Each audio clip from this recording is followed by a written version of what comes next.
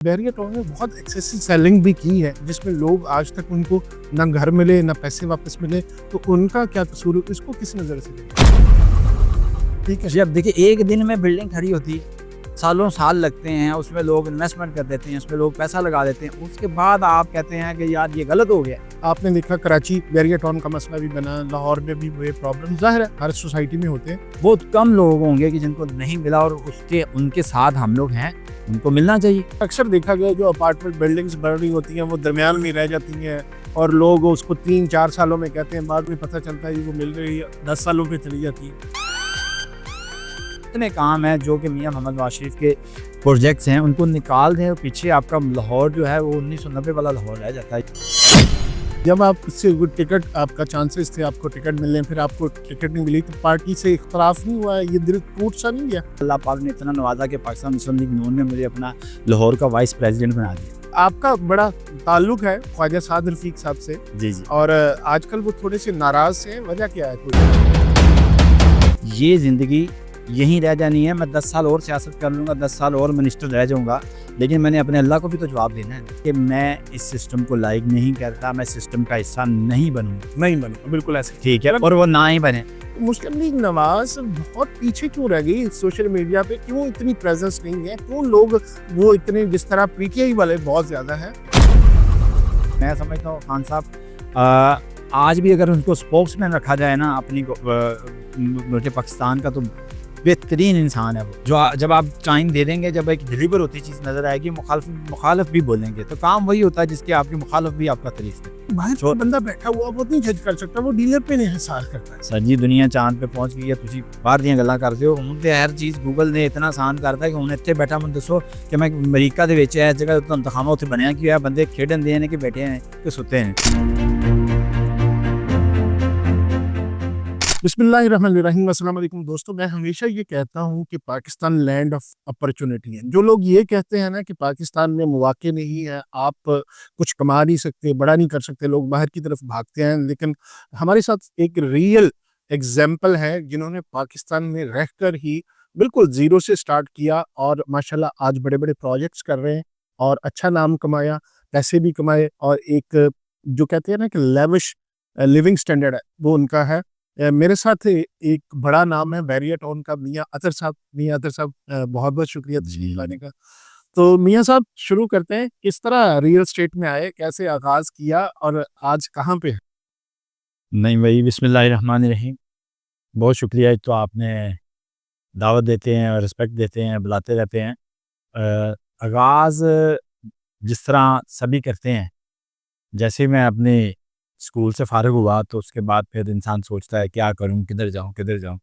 तो चूँकि हमारे सराउंडिंग, मेरे घर के बिल्कुल हमारा जो मौज़ा है अमर सदूस के साथ बिल्कुल डीएचए, हमारे मौज़े में भी डीएचए बन चुका हुआ है। तो डीएचए ही चल रहा था, डीएचए बन रहा था हर तरफ। और मेरे सराउंडिंग जितने मेरे हमसाये, जितने मेरे लेफ़्ट राइट चुके ज़मीनें थी अपनी, लोग डीएचए ज़मीनें लेके फाइल्स देता है, ये आपको पता है। तो वो लोगों को प्लॉट्स, फाइलें मिल रही थी, तो हर एक बंदा अपनी फाइलें बेचने के लिए निकला हुआ था मार्केट में। तो इसी तरह मैं भी चला गया। जब गया तो वहाँ पे इसी तरह एक ऑफ़िस जैसे ज्वाइनिंग होती है, ऑफ़िस ज्वाइन किया, ऑफ़िस के अंदर बैठे, फिर अल्लाह पाक ने करम किया, आज आपके सामने बैठे हो। माशाल्लाह। तो फिर बैरियर टाउन में कैसे चले गए? बैरियर टाउन, उसके बाद हमने जब वहाँ पे डीएचए में जब मैंने जाना शुरू हुआ, एक ऑफ़िस को ज्वाइन किया, तो उस ऑफ़िस के अंदर एक बंदा फ़ाइल बेचने आया रावलपिंडी। अच्छा। बैरियर टाउन रावलपिंडी की फ़ाइल बेचने आया, तो वो फ़ाइल मैंने ट्रेड की, पहली ट्रेडिंग ही मेरी बैरियर टाउन थी। अच्छा। अगर मैं बाहर जो सेल परचेज़ ऑफ़िस में बैठ के जो मैंने किया ना, वो पहली एक फ़ाइल मैंने ट्रेड की थी, वो बैरियर टाउन की फ़ाइल थी। उससे फिर बैरियर टाउन की जब एक फ़ाइल ट्रेड की, उसके बाद फिर अक्सर लोग जो भी काम उन दिनों बहुत अरूज था, 2005 की बात कर रहा हूँ, 2005 के अंदर काफ़ी ज़्यादा प्रोजेक्ट्स इनके बैरियर के लॉन्च थे। बैरियर लाहौर भी लॉन्च हुआ था, इसके ऊपर भी बड़ी जब लाइनों में लोग लाइनों में फॉर्म लेते होते थे। बिल्कुल, बिल्कुल, बिल्कुल, वही टाइम था। हम्म। तो उस टाइम के अंदर लोग आते थे, जाते थे, और एक वाई ब्लॉक एक मंडी थी। जैसे आपकी किसी भी कारोबार के अंदर कोई रश लगता है, तो वहाँ भी एक वाई ब्लॉक डीएचए ऑफ़िस के इमीडिएट बैक के ऊपर जी जी, गोल मार्केट, राउंड। गोल मार्केट उसको हम बोलते थे। उस मार्केट के अंदर इतना रश लगा होता था, चीज़ें आती थी, मुख्तलिफ लोग, मुख्तलिफ इन्वेस्टर वहाँ पे अपनी फ़ाइल, प्लॉट्स लेके आते थे, और उधर ही हाथों हाथ ही बिक जाता था, इतनी तेज़ी से उस टाइम। तो वहाँ पे मैंने फिर ये एक फ़ाइल, फिर प्लॉट, फिर आगे, आगे, आगे सिलसिला चलता गया और आज बहरिया के साथ फिर क्योंकि ज़ाहिर बात है पहली फ़ाइल ही जब आपने एक पहला प्रोजेक्ट ट्रेड किया बहरिया टाउन का, बहरिया टाउन के अंदर आपने सेल परचेज़ की, फिर आपका अब देखना शुरू हो जाते हैं यार कि अब मतलब इसमें बड़ा ईज़ी है, इसमें बड़ा ईज़ी मैं ट्रेड कर सकता हूँ या इसमें मुझे मेरे लिए काम करना आसान है। तो बनिस्बत उस टाइम प्लॉटों के फ़ाइल्स का ट्रेड करना आसान था। तो मैंने उसको फ़ाइल ट्रेड की, फिर करते-करते फिर बहरिया विज़िट किया। बैरिया डेवलपमेंट हो रही थी, चीज़ें हो रही थी, फिर प्लॉट्स के अंदर आ गए, करते-करते फिर बैरिया ऑफ़िस बना लिए। अच्छा, बहरिया आपने जब स्टार्ट किया उस वक़्त कितने पैसे कमाते थे और आज इतने अरसे बाद कितने मंथली कमा लेते? उस टाइम नईम भाई जब स्टार्ट किया तो वो फ़ाइल जो मैं पहले भी अपने एक इंटरव्यू में बता चुका हूँ, फ़ाइल के अंदर मुझे ₹1500 बचा था। अच्छा। हाँ, तो अल्हम्दुलिल्लाह और वो मुझे बड़ी खुशी भी हुई थी उस टाइम जब मैंने फ़ाइल ट्रेड की और ट्रेड करके मतलब एक मैंने आपसे ली और आपसे लेके आगे बेची बंदे को। उसमें ₹1500 उसके अंदर मेरा मार्जिन था। तो उसी तरह आप जे एक दिन के अंदर आप 10 फाइलें ट्रेड कर लें या महीने में आप 100 फाइलें ट्रेड कर लें, मुश्किल नहीं था। वो आपकी समझ मेरे एक कॉल के ऊपर 2-200 फाइलें भी ट्रेड हो जाती थी, हुँ, हुँ। जब काम तेज़ी से चल रहा था। तो वो अल्लाह का शुक्र है उस टाइम भी वो अर्निंग भी अगर लाख रुपया भी कमा लेते थे आप महीने में, तो वो बहुत एक मैक्सिमम अमाउंट होती थी मेरे उस टाइम के लिहाज़ से हमारे लिए। क्योंकि हम एक स्टूडेंट और खाली एक बाइक थी और उसके अंदर पेट्रोल जो डलवाते थे उस टाइम इतने सस्ता था ₹500 की उसका टैंक फिल होता था तो और फिर भी दोस्तों से जमा करके लुटवाते थे। हमने भी वो दौर देखा हुआ है। वो तो चलता ही है ना कि जब आप कहते हैं कि भाई अब तेरे को खाना ज़्यादा मज़ा आ रहा है तो कोई खुआ। तो अल्हम्दुलिल्लाह, अल्हम्दुलिल्लाह अल्लाह पाक का बड़ा शुक्र कि अल्लाह पाक का बड़ा फ़ज़ल कि उस टाइम वो 1 हफ़्ता वो आपका टैंक ही खाली होता था, जो आप फ़िल कराते थे तो इनफ़ थे वो बहुत इनफ़ थे पैसे वो। तो उसी को फिर हमने आगे री-इन्वेस्ट करते गए मार्केट में और अल्लाह ने करम किया प्रॉपर्टी की जो प्राइस थी वो राइज़ करती गई और अल्हम्दुलिल्लाह आज वो मियाँ तर आपके सामने बैठा। तो मियाँ तर को अगर कहा जाए कि बैरिया टाउन के साथ इतने सालों में ये कितने की ट्रांज़ैक्शन की है, अगर कोई एफबीआर वाला मसला नहीं है, तो अंदाज़न फिगर्स में कितने की ट्रांज़ैक्शन की? करोड़ों अरबों की ट्रांज़ैक्शन करोड़ों अरबों की ट्रांज़ैक्शन है जितनी सेल परचेज़ हमने की है अल्हम्दुलिल्लाह, करोड़ों अरबों की ट्रांज़ैक्शन की। अच्छा, मियाँ साहब बैरिया टाउन से बहुत लोग बने भी हैं, जी। बहुओं को नुकसान भी हुआ, तो वो क्या फैक्टर्स हैं प्रॉपर्टी में, बैरिया में या किसी और सोसाइटी में, जिसकी वजह से लोगों को बहुत ज़्यादा नुकसान होता है और कुछ लोग बन जाते हैं? नहीं भाई, एक तो जब आप इन्वेस्ट करते हैं तो आप देखते नहीं हैं कि चीज़ जो भी आप इन्वेस्ट करने जा रहे हैं वो प्रोजेक्ट आया बन भी रहा है कि नहीं। उसकी जो इनिशियल चीज़ें होती हैं फॉर एग्ज़ाम्पल ज़मीन मौजूद है कि नहीं, ओनली सिर्फ़ पेपर के ऊपर है, नक्शे के ऊपर है। ये चीज़ें अगर आप नहीं देखते करते आप ट्रस्ट पे या आँखें बंद करके आप काम कर लेते हैं, तो उसमें हमेशा आपको लॉस होता है या क्रेडिबिलिटी देखते नहीं हैं, डेवलपर की, बिल्डर की क्रेडिबिलिटी क्या है। कोई भी बंदा काम कर रहा है, कोई मतलब मुख्तलिफ आज तो हज़ारों लाखों लोग हैं, पर उस टाइम भी लोग कर रहे थे। फार्मा नाइट में लोग बड़े डूबे हैं, उस टाइम हमने देखा एक बैंकर्स टोन आया था, उसमें लोग बड़े डूबे हैं और भी कई टोन आए जिसमें लोग डूबे भी हैं उस टाइम भी और ये बैरिया टाउन के साथ जो लोग थे, इनको फ़ायदे भी बहुत हुए हैं, बचतें भी हुई हैं क्योंकि बैरिया टाउन बन रहा था, नज़र आ रहा था ऑन पे ऑन था, लैंड मौजूद थी, बनाते गए। कमियाँ-कुताहियाँ तो मेरा नहीं ख़्याल कि हर जगह पे होती हैं, इसमें भी होंगी, इसमें भी होंगी लेकिन फिर भी इसमें जो डिलीवर किया इंटरनेशनल स्टैंडर्ड का, जो इसका लाइफ़स्टाइल दिया, जिस तरीके से हमारे पूरे पाकिस्तान के अंदर बिजली आपकी मतलब ब ब इतना बहरान था और बैरिया टाउन अल्हम्दुलिल्लाह हमने नहीं देखा कि बिजली ऑफ होते हुए। लेकिन मियाँ साहब बैरिया टाउन में बहुत एक्सेसिव सेलिंग भी की है, जिसमें लोग आज तक उनको ना घर मिले, ना पैसे वापस मिले, तो उनका क्या कसूर है? इसको किस नज़र से देखें? बिल्कुल, मैंने जैसे कहा कि हर टाउन के अंदर, हर डेवलपर्स के अंदर कोई ना कोई कमियाँ-कुतैयाँ होती हैं, चीज़ें होती हैं, इसके अंदर भी थीं लेकिन इसमें कवर अप भी होती रहीं। आपने कवर अप भी देखे हैं कि जो लाइक इन्होंने के मैंने जो देखा बैरिया टाउन को जो इन्होंने फाइलें बेची हैं, जो प्लॉट बेचे, उसके अंदर एक्सेस थे या लैंड इनको नहीं मिली। वो मौके के ऊपर लैंड खरीदना भी एक बड़ा बात होती है और उसके बाद जब आप एक चीज़ लॉन्च करते हैं, तो आपको नहीं पता एक प्रोजेक्ट आपने लॉन्च किया है। उस प्रोजेक्ट के अंदर आपकी 300 फॉर एग्ज़ाम्पल आपकी टोटल क्वांटिटी है आपके अपार्टमेंट्स की या आपके यूनिट्स की। तो यूनिट 300 के अंदर आपको नहीं पता कि एक बंदा 300 के 300 की इंस्टॉलमेंट मुझे प्रॉपर आएँगी या नहीं आएँगी, 300 के अंदर 50 मरेंगे, 3 साल या 5 साल का टाइम है प्रोजेक्ट के अंदर टाइम लगता है, कोई बंदे को डिफ़ॉल्टर हो जाते हैं, कोई अपने कोई कारोबार जिससे डिस्टर्ब हो जाता है, कुछ हो जाता है वो पे नहीं कर पाते। उनकी वजह से क्या होता है कि आपके साथ जो बाकी लोग चल रहे हैं, जो 250 लोग चल रहे हैं, वो भी डिस्टर्ब हो जाते हैं। तो इसलिए इस मेरा ख़्याल है कोई जो भी प्रोजेक्ट का बनाता है बंदा, उसको एक कैलकुलेट करता है कि यार मैं 5, 10, 20 इतना एक्सेस रखूँ कि 10-20 लोग निकल भी जाएँ बीच में से, मेरा लेवल चलता रहे। तो इस तरीके से ये होता है, प्रॉब्लम होना नहीं चाहिए, ये गलत है। इस पर हम साथ नहीं देते। लेकिन कुछ जो ऐसे डेवलपर्स हैं जानबूझ के भी करते हैं। मतलब अगर उनके पास सिर्फ है 200 फाइल्स है या की जगह मौजूद है प्लॉट्स की, तो वो 1000 भेज देते हैं। जानबूझ के फिर लोगों को मिलता ही नहीं है। ये देखिए, इस चीज़ के ऊपर मैं समझता हूँ हमारे अदारों की चेक एंड बैलेंस होना चाहिए कि कोई भी दुनिया में काम होता है, दुनिया में लोग डेवलपमेंट भी करते हैं, टावर्स भी बनाते हैं, चीज़ें सोसाइटी हाउसिंग टाउन भी बनते हैं। वहाँ पे एक चेक एंड बैलेंस होता है कि भाई इसके बाद इतनी अलाउ है, इतना आप नहीं कर सकते, इतना आप सेस जा सकते हैं, इतनी स्टोरी आप बिल्डिंग बना सकते हैं, इससे ज़्यादा नहीं बना सकते। लेकिन चूँकि हमारे ये उस टाइम पे हमसे पूछा नहीं जाता, उस टाइम से किया नहीं जाता, ये इदारों का कि मैं समझता कि गैब है इसके अंदर कि आपको चाहिए कि उस टाइम जो भी आप सोसाइटी पास है, जो सोसाइटी इश्तिहारात दे रही है, जो सोसाइटी टीवी पे आ रही है, जो बड़े-बड़े होर्डिंग बोर्ड लगे हुए हैं, तो वो भाई उस टाइम कहाँ होते हैं? आप लोग उस टाइम आपका चेक एंड बैलेंस कहाँ होता है? कोई कुछ सारी ज़िम्मेदारी खाली खरीदने वाले की या बेचने वाले की तो नहीं है। तो ये जो मसला बना हुआ है बैरियर टाउन का, देखिए इसमें आपने देखा कराची बैरियर टाउन का मसला भी बना, लाहौर में भी हुए प्रॉब्लम, ज़ाहिर है हर सोसाइटी में होते हैं। तो इसमें जो इन्वेस्टर हैं या जिन्होंने घर का ख्वाब देखा होता है, वो भी परेशान होते हैं। तो इसका हल क्या होना चाहिए आपके नज़रिए?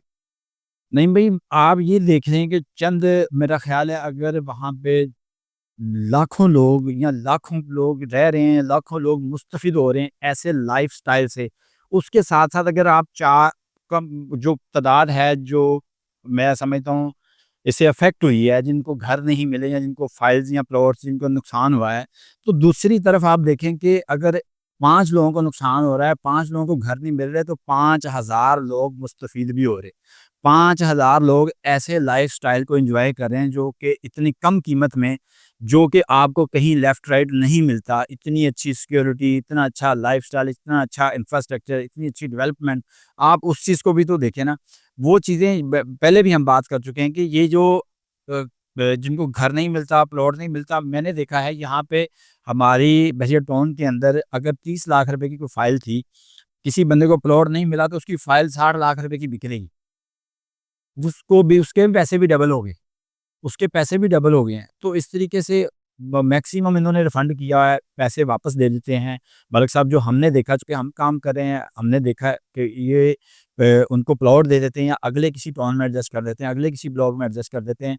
बहुत कम लोग होंगे कि जिनको नहीं मिला और उसके उनके साथ हम लोग हैं, उनको मिलना चाहिए। अच्छा, ये जो कल ख्वाजा असद साहब ने ये बात की है कि बेवाओं के और गरीबों के और यतीमों के बहुत सारी ज़मीनों पे बैरियर टाउन ने कब्ज़ा किया है, 25 साल से इन पे हाथ नहीं डाला गया, तो ये क्या मामला वाक़ई कब्ज़े हुए हैं?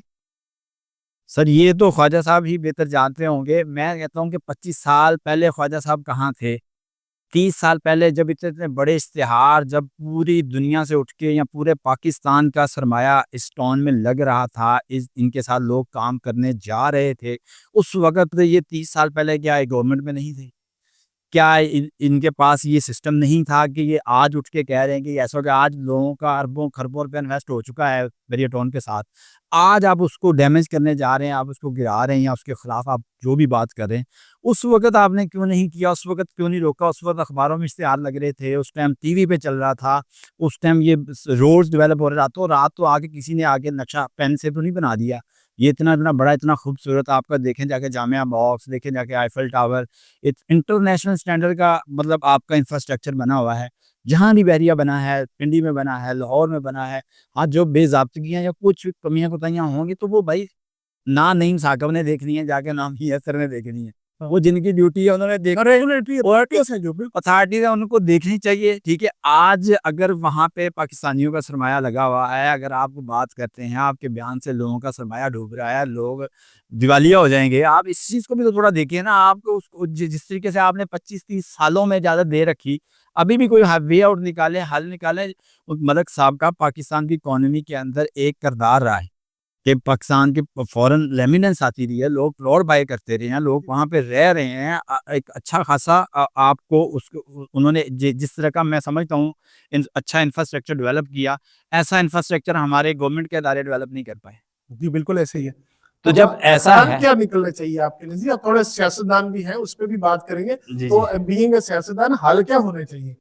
हल यही होना चाहिए, देखिए नईम साहब, देखना चाहिए कि पीछे हमारे एक जो बड़े-बड़े प्लाज़े बने थे लाहौर में, आपने भी देखा होगा कि इन्होंने कोई इन्होंने कहा कि नक्शे के मुताबिक नहीं, उनकी 2-2 स्टोरी 3-3 स्टोरी गिराई जाए। तो गवर्नमेंट ने खुद से मशीनरी लगा के उनकी स्टोरी गिराई। मुशबाशिर साहब का हुक्म आया था उस टाइम, 2008 की बात आई थी। तो उस टाइम उसको गिराया गया, हमारी सड़कें डिस्टर्ब हुई, ट्रैफिक जाम हुई, उसको गिराने मशीनरी गिराने में लगी और तोड़-फोड़ आज वो बड़ा एक खंडरात का मंज़र देते हैं। जैसे कलमा चौक आप देखें, लेफ्ट साइड पे एक अहद मलिक साहब का अहद टावर मलिक बना, साहब, बिल्कुल ठीक है, वो टावर बना हुआ था। अब उसको देखिए, वो हमने गिरा दिया। अभी तक वैसे ही है। अभी तक वैसे बजाए कि उसको आप फाइन करके, उसको सरचार्ज करके, उसको रेगुलाइज़ कर देते, बन तो चीज़ गई है। हाँ, ठीक है। जी, अब देखिए एक दिन में बिल्डिंग खड़ी होती है, सालों साल लगते हैं, उसमें लोग इन्वेस्टमेंट कर देते हैं, उसमें लोग पैसा लगा देते हैं, उसके बाद आप कहते हैं कि यार ये गलत हो गया। हुँ, हुँ। तो भाई फिर सज़ा उसको मिलनी चाहिए जिसने गलत होने दिया, जिसने इजाज़त दी। जिसने इजाज़त दी, ना कि उसको होने दी जिनका पैसा लग गया, जिनकी इन्वेस्टमेंट हो गई है। भाई सज़ा तो एंड में उनको ही मिलती है ना जिनका पैसा लगा हुआ है। जिनका पैसा लगा हुआ है, सज़ा उनको मिलती है, तकलीफ में वो जाते हैं। अब जो अपने जमा पूँजी, जो अपनी मेहनत का कमाया हुआ पैसा लगा देते हैं, उस वक़्त अगर आप वार्न करें, उस वक़्त आप कहें लोगों को, तो मेरा ख्याल है कौन पागल है जो करेगा इस तरह।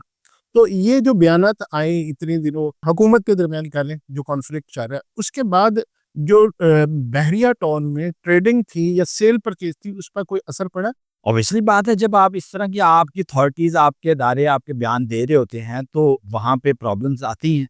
लोग सेल परचेज़ बंद कर देते हैं, लोग खौफ़ज़दा हो जाते हैं, ये क्या बनेगा? मेरा पैसा डूब जाएगा, मुझे कोई मतलब टेंशन तो एक बनती है इन्वेस्टर्स के लिए भी, या जो लोग रह रहे होते हैं या वहाँ पे कारोबार कर रहे होते हैं। तो सोचना चाहिए हम बयान देते हुए या करते हुए कि यार ये देखिए, ऑलरेडी पहले ये आज तो नहीं हुआ, ये कितने सालों से पहले से चलता आ रहा है। जिस तरीके से भी आपने अलाउ किया था, वो किसी न किसी वे में आपने अलाउ किया, तो इतनी-इतनी बड़ी एम्पायर खड़ी हो गई ना। एक दिन में रातों-रात तो कोई एम्पायर इतना इतना बड़ा सिस्टम नहीं खड़ा कर सकता। हुँ। तो आपने कोई तो मतलब अथॉरिटी होगी, कोई तो लीगल होगा वे कि जिसमें आपने अलाउ किया, उसी वे से अभी भी अलाउ करें। अच्छा, अभी भी डिस्टर्ब ना करें वहाँ पे रहने वालों को, वहाँ पे काम करने वालों को, वहाँ पे बिज़नेस करने वालों को। तो मेरा ख़्याल उनको तो नहीं कुछ कह रहे हैं। वो तो एक बहरिया टाउन का कह रहे हैं कि वो खुद खौफ़ज़दा हो रहे सब वो देते हैं, एक बयान आया था ना, नईम साकिब साहब इस मतलब स्टूडियो के मालिक हैं। तो स्टूडियो को आगे कोई कहता है ये इर्रेगुलर है या कुछ हो गया, किस तरह हो गया, तो लोग खौफ़ज़दा तो होते हैं। अच्छा, सुना है कि आप कोई एक बड़ा टावर भी बना रहे हैं। जी, अल्हम्दुलिल्लाह। अच्छा, वो टावर क्या उसकी मतलब क्या उसमें ख़ुसूसियत क्या? आपने इतना अच्छा काम किया तो होता है ना कि मैं यार इसमें थोड़ा डिफरेंट करूँगा, लोगों को फ़ायदा दूँगा, वो क्या है? नहीं भई, हम जैसे हम जाते हैं बाहर इंटरनेशनल, हम देखते हैं चीज़ें की लिविंग स्टैंडर्ड है एक। अब हमारे चूँकि यहाँ पे अपार्टमेंट का रिवाज नहीं था, हमारे विलास का, घरों का रिवाज था, और अभी चूँकि ज़मीन कम होने की वजह से ज़मीन सारा वर्टिकल में वर्टिकल में जा रहा है, और वर्टिकल में ये पसंद मैं कहूँ पाकिस्तान में या लाहौर में पहली दफ़ा होने जा रहा है, तो ये बात गलत नहीं है। और हमने वो स्टैंडर्ड या वो चीज़ें हमने जो वहाँ पे देखी हैं, जिस तरह मलिक साहब ने वहाँ से बाहर से आईफल टावर को कॉपी किया, बाकी इंफ्रास्ट्रक्चर जो हमारा है, जो विलास बनाए, जो हर चीज़ इंटरनेशनली उसको उसको कॉपी करते हुए एक ऐसा खूबसूरत पाकिस्तान को दिखाने के लिए एक अच्छी टोन्स बनाए। इसी तरह हम उस टावर को भी पूरा एक रेज़िडेंशियल टावर, एक प्रॉपर अम्यूनिटीज़ के साथ, जिसमें मस्जिद, पार्क, सिनेमा, एवरीथिंग सहूलत आपकी लाइफ़ की, आप बटन लिफ्ट में बटन दबाएँ तो आप पूरी अपने एक पूरी हाउसिंग की, सोसाइटी की जो लिविंग आप एन्जॉय कर सकते हैं, आप एक टावर के अंदर एन्जॉय करें।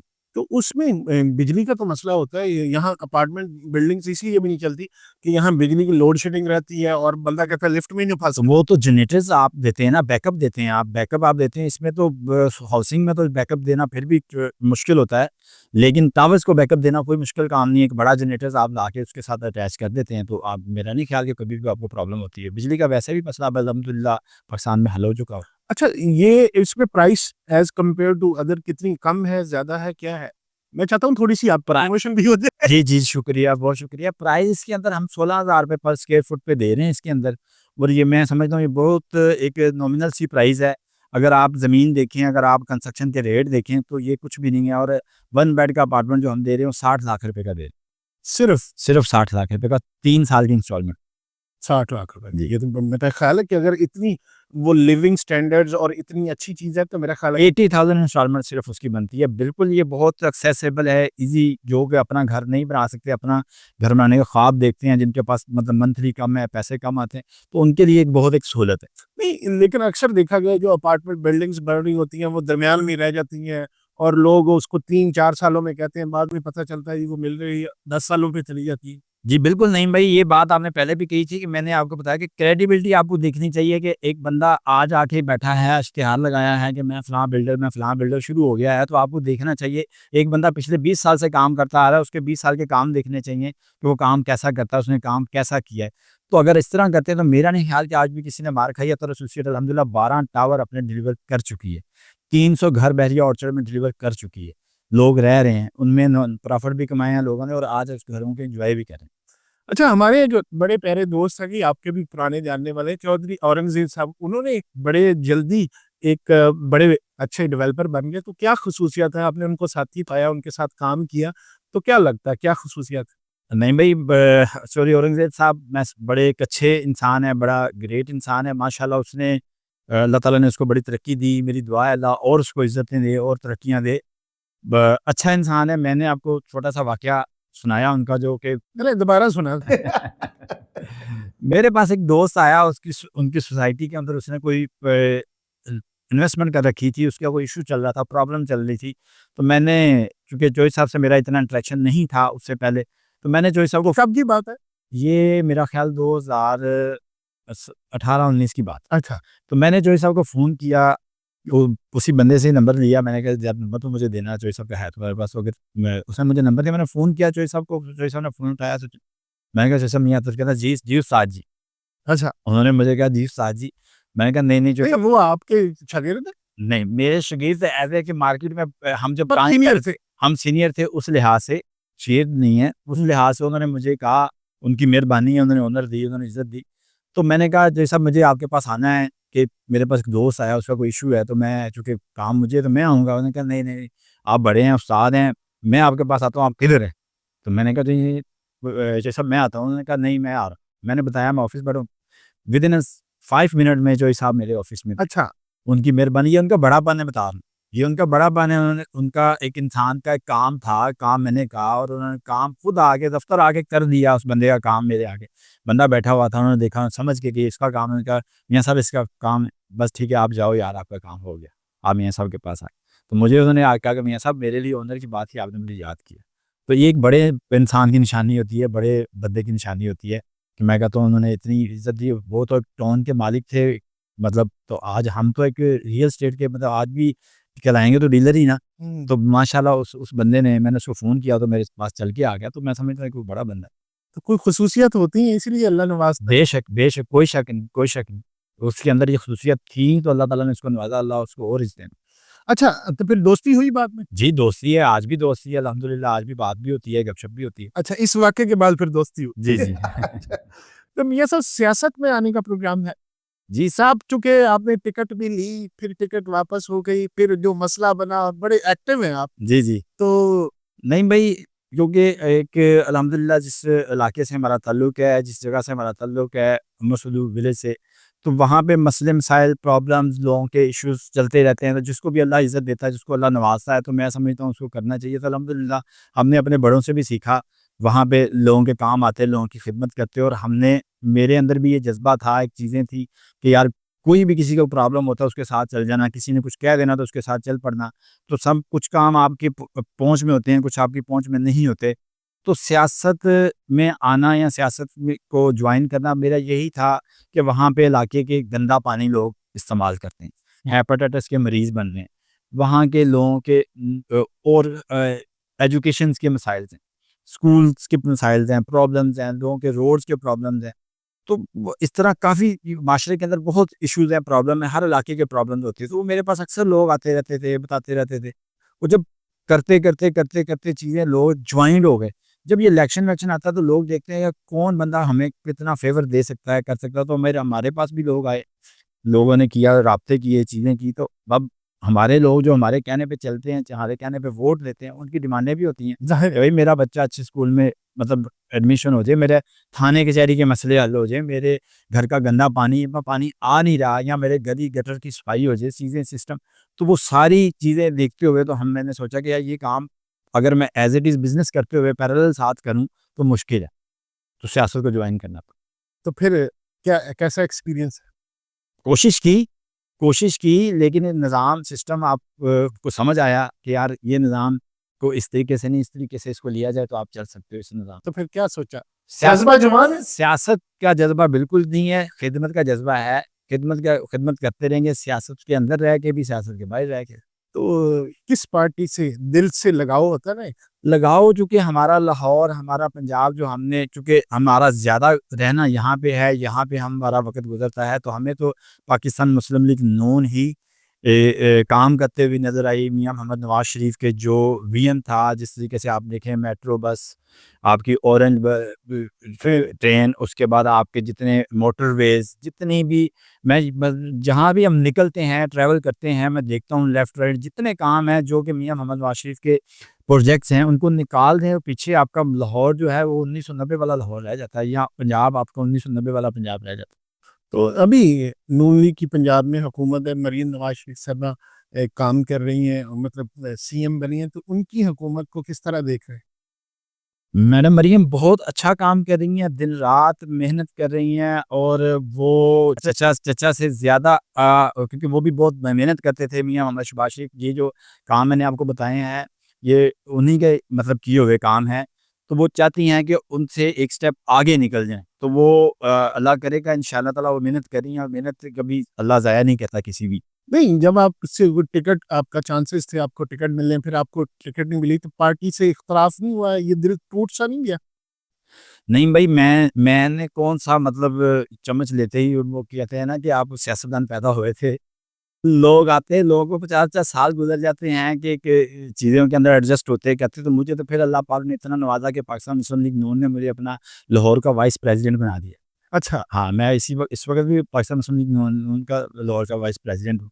लाहौर के वाइस प्रेज़िडेंट। जी। माशाल्लाह, माशाल्लाह ज़बरदस्त। ये तो बड़ी आपने बात बताई। जी। अच्छा, तो आपका बड़ा ताल्लुक है ख्वाजा साद रफ़ीक साहब से, जी, जी। और आजकल वो थोड़े से नाराज़ से हैं, वजह क्या है कोई?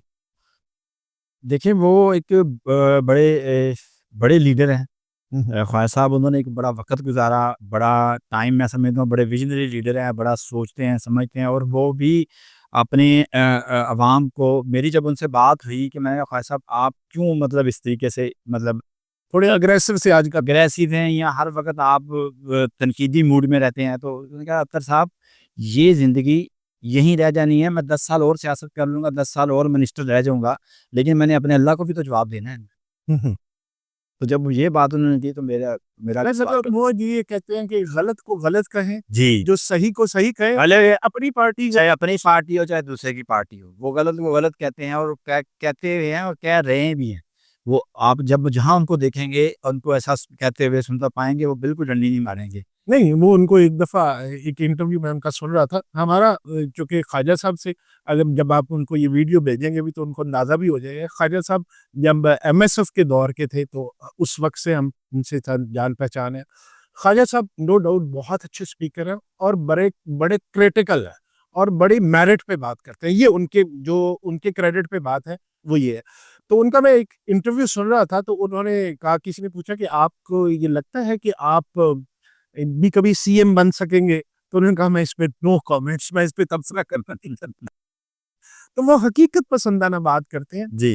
तो ख्वाजा साहब उसी उसी इंटरव्यू में अगर आपको याद होगा, वो इंटरव्यू आप थोड़ा-सा लेंथी करें, तो उन्होंने अभी उस टाइम ना तो आपका ये जो 2024 वाला इलेक्शन हुआ था, हाँ, उसी इंटरव्यू में इन्होंने ये कहा था कि मैं इस सिस्टम को लाइक नहीं करता, मैं सिस्टम का हिस्सा नहीं बनूँगा। नहीं बनूँगा, बिल्कुल ऐसे ही। ठीक है, मतलब और वो ना ही बने। उनको बाद में ऑफर भी हुई थी कि दोबारा इलेक्शन लड़ लें, बाई इलेक्शन की, लेकिन उन्होंने मेरा ख़्याल है इनकार कर दिया। ये मुझे नहीं पता। वो चंद एक मेरा ख़्याल उन सियासतदानों में से हैं जिन्होंने बाकायदा वो नर्सरी से सियासतदान बने हैं। जी, अब वो छाता बरदार नहीं कि जो ऊपर से उतरे, आज टिकट ली तो चलो बन गए। जी। तो वो जेन्युइन जो जिसने वो सारी बहारें देख ली होती हैं, वो सारा प्रोसेस गुज़र चुके होते हैं, तो मेरा ख़्याल है उनको फिर चीज़ें बड़ी क्लियर हो जाती हैं। जी, ऐसे ही। शायद तो आपको कभी ऐसा लगा कि आप बन गए, आपको टिकट भी मिल गई, आप जीत गए, फिर कल को ख्वाजा साद रफ़ीक वाला मकाम आ गया तो क्या करेंगे?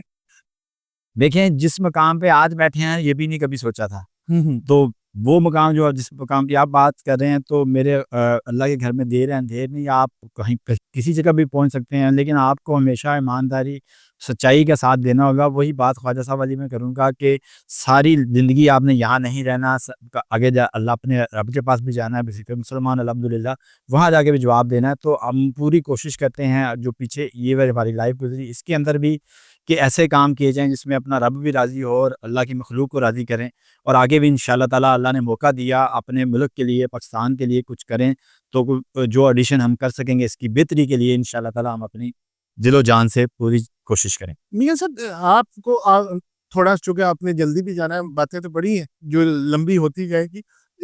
चलें मैं आपको मुख्तसर 2-3 चीज़ें पूछता हूँ कि ये जो आपने इतना अरसा अपना बिज़नेस किया, बिज़नेस में बहुत से लोग नाराज़ भी होंगे, गलतियाँ भी इंसान को कोई ऐसी गलती है जिससे एहसास हुआ कि यार फलाँ बंदे की मैंने गलत इन्वेस्टमेंट करा दी, ये नहीं होना चाहिए था या उससे आपने सीख लिया कि आइंदा ये नहीं करना? नहीं भई, होती हैं इंसान से गलतियाँ और हुई भी होंगी, अल्लाह ताला माफ़ फ़रमाए। लेकिन अपनी हतल कोशिश होती है कि कोई काम, किसी किस्म का भी काम है, उसको उस डायरेक्शन में ही किया जाए जिसका अल्लाह ताला ने आपको हुक्म दिया है, जो आपके आपके और आपके सामने वाले के लिए बेहतर हो। वो अपने दिल से तो इंसान वो कोशिश करता है, भले मैं गलत कुछ में से हो गया या मैंने कर रहा हूँ, लेकिन नीयत कभी नहीं गलत हुई। नीयत अपनी हमेशा पॉज़िटिव होती है, सोच हमेशा पॉज़िटिव होती है।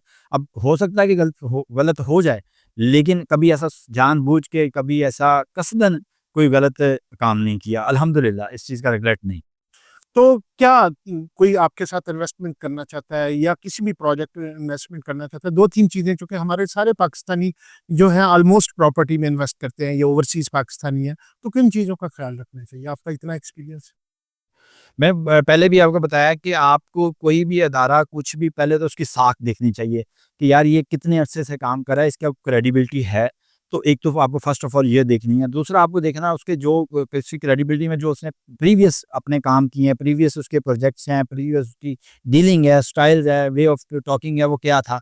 एक आपको वो ये देखना है। दूसरा, आप जिस ज़मीन में इन्वेस्ट कर रहे हैं, जिस जगह पे इन्वेस्ट कर रहे हैं, आया कि वहाँ पे कुछ ऐसा असरात नज़र आ रहे हैं कि ये सोसाइटी ही है या नहीं, वो ये सब बाहर छो कोई बंदा बैठा हुआ वो नहीं जज कर सकता, वो डीलर पे इन्हिसार करता है। सर जी, दुनिया चाँद पे पहुँच गई है, ਤੁਸੀਂ ਬਾਹਰ ਦੀਆਂ ਗੱਲਾਂ ਕਰਦੇ ਹੋ। ਹੁਣ ਤੇ ਹਰ ਚੀਜ਼ ਗੂਗਲ ਨੇ ਇਤਨਾ ਆਸਾਨ ਕਰਤਾ ਕਿ ਹੁਣ ਇੱਥੇ ਬੈਠਾ ਮੈਨੂੰ ਦੱਸੋ ਕਿ ਮੈਂ ਅਮਰੀਕਾ ਦੇ ਵਿੱਚ ਇਸ ਜਗ੍ਹਾ ਤੁਹਾਨੂੰ ਦਿਖਾਵਾਂ, ਉੱਥੇ ਬਣਿਆ ਕੀ ਹੋਇਆ, ਬੰਦੇ ਖੇਡਣ ਦੇ ਨੇ ਕਿ ਬੈਠੇ ਨੇ ਕਿ ਸੁੱਤੇ ਨੇ। ਮੈਂ ਦਿਖਾ ਸਕਦਾ ਤੁਹਾਨੂੰ ਦੁਨੀਆ ਚ ਬੜੀ ਅੱਗੇ ਪਹੁੰਚ बात ਲੱਗੀ। ठीक है, लेकिन कोई सादा अब बाहर मेरे जैसे सादा भी तो होते हैं। ਤੁਹਾਡੇ जैसे सादा माशाअल्लाह ਤੁਸੀਂ ਆਪ ਸਮਝਦੇ ਹੋ ਕਿ ਉਹਨਾਂ ਨੂੰ ਵੀ ਅੱਗੇ ਜੀ। अच्छा मियाँ साहब ये तो आपने अच्छी बात बता दी। दूसरा आप इलेक्शन जीत जाते हैं, अपने इलाके के लिए क्या 4 काम हैं, जो 5 काम आप करना चाहते हैं? सब इलाके के लिए मैं सबसे ज़्यादा उस जो पे कि एजुकेशन के ऊपर, कि वहाँ के बड़ा आसान मैं समझता था कि आप अपने खुद से भी, गवर्नमेंट आपको सपोर्ट करती तब भी और गवर्नमेंट सपोर्ट नहीं भी करती तब भी, आप एक अच्छी कोई स्पेस लेके वहाँ पे आप ट्रेनिंग दे सकते हैं बच्चों को।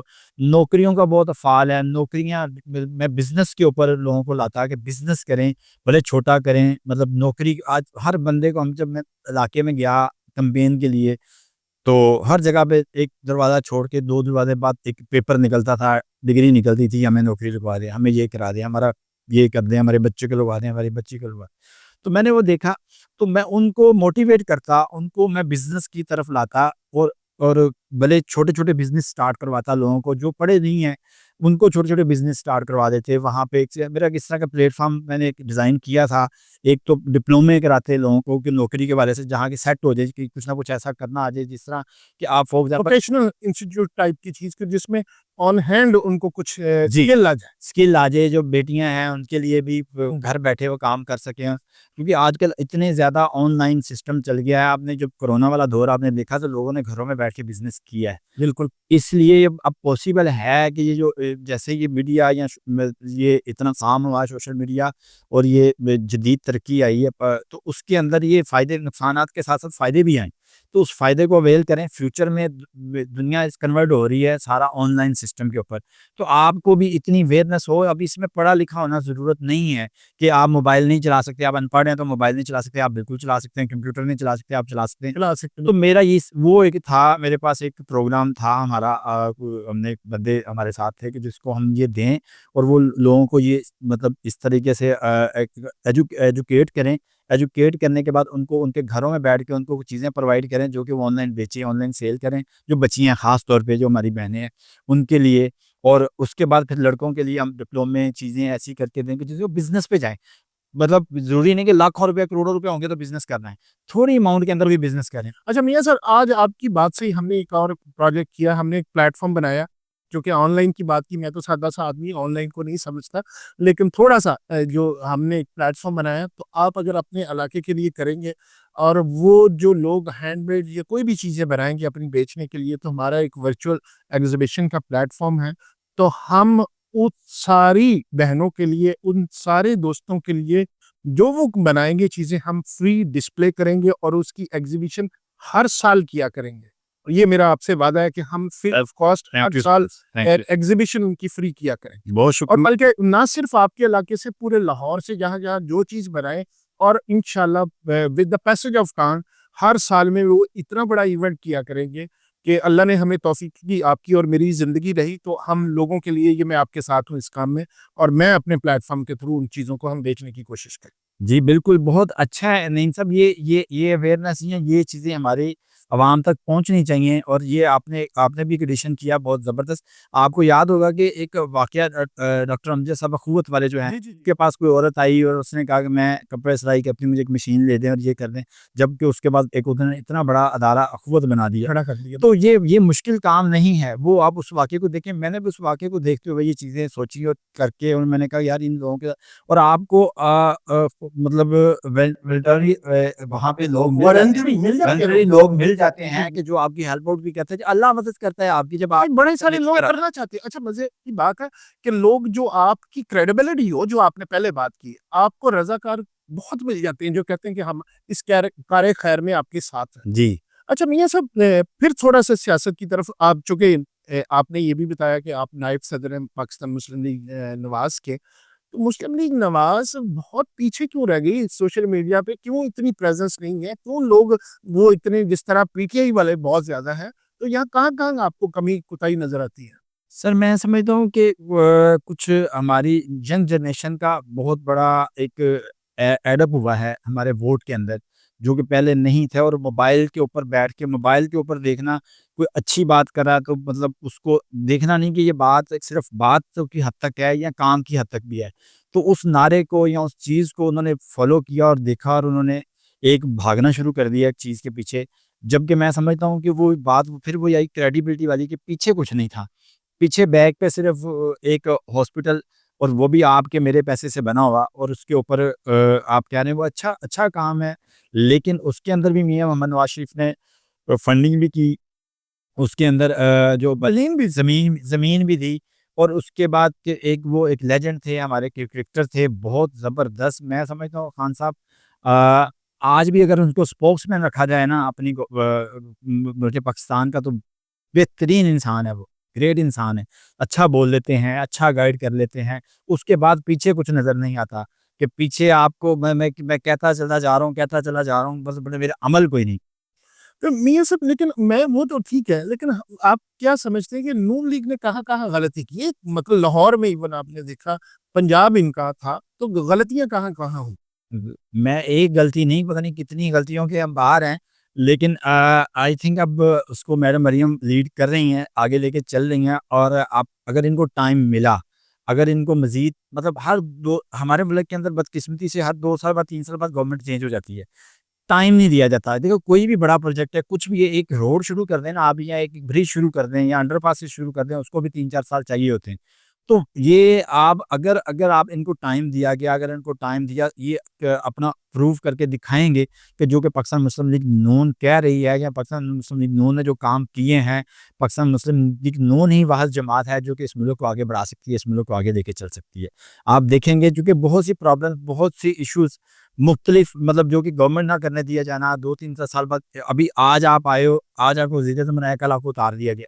तो इस तरीके से आप काम नहीं कर सकते होते। आपको सिर्फ़ आपको एक लेबल ज़रूर मिल जाता है कि आप इतनी बार वज़ीर-ए-आज़म बन गए, इतनी बार रह गए, बट उसके अंदर काम तो करने की इजाज़त नहीं दी गई। आपको मौका दिया जाए, आपको काम करने का टाइम दिया जाए। हम समझते हैं कि अगर 5 साल मरहूम नवाज़ रहीं वज़ीर आला तो जितने प्रोजेक्ट्स, मेरे ख़्याल 35 से ज़्यादा प्रोजेक्ट, जी, जी। 35 से प्लस प्रोजेक्ट्स उन्होंने शुरू किया, जी, जी। तो वो डिलीवर कर पाएँगी और नून को एक दफ़ा फिर रिफ़ॉर्म कर पाएँगी। जी, जी, इंशाअल्लाह ताला एक फिर से एक साख बहाल होगी।